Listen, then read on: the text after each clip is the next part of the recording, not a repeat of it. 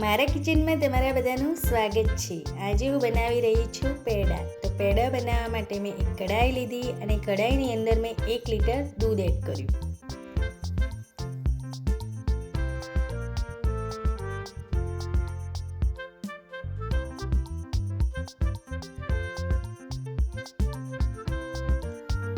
પછી દૂધને મેં હલાવી જી અને બરોબર એને ઉકાળ્યું।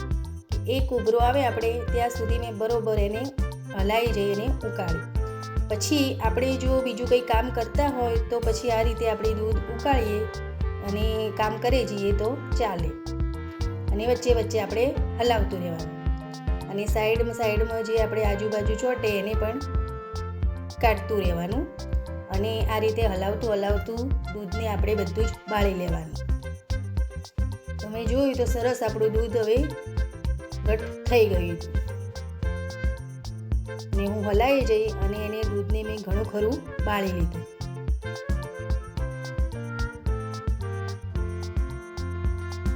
પછી અંદર મેં 1 વાટકી જેટલું ખાંડ એડ કરી।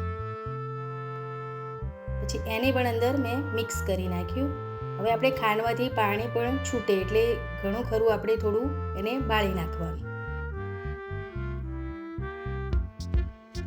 પછી હું આજુબાજુથી કાઢતી જઈ અને મેં તરત સરસ રીતે એને દૂધને બાળી નાખ્યું બધું જ।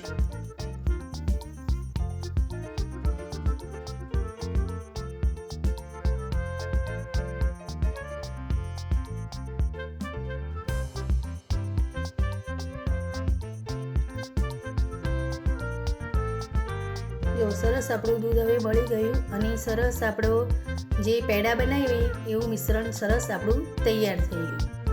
પછી મેં એક ડીશમાં તેને લઈ લીધું।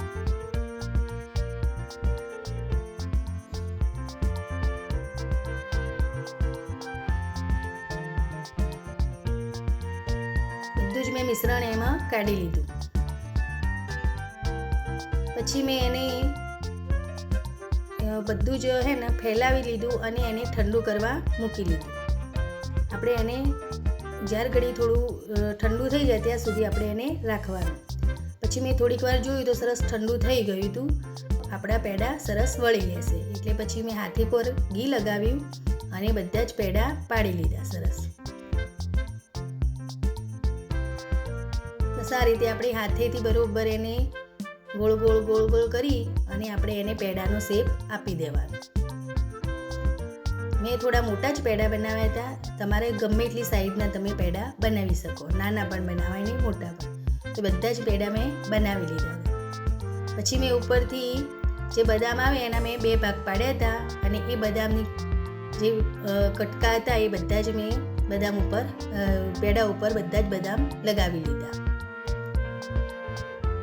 સરસ આપણા પેડા બનીને તૈયાર થઈ ગયા। આ પેડા ખાવામાં બહુ ટેસ્ટી લાગે છે, જાણે આપણે પેડાવાળા દુકાનમાંથી લાવ્યા હોય ને એવા જ પેડા લાગે છે અને ખાવામાં પણ બહુ ટેસ્ટી લાગે છે। તો જરૂરથી તમે લોકો પણ બનાવીને ટ્રાય કરજો। આવજો।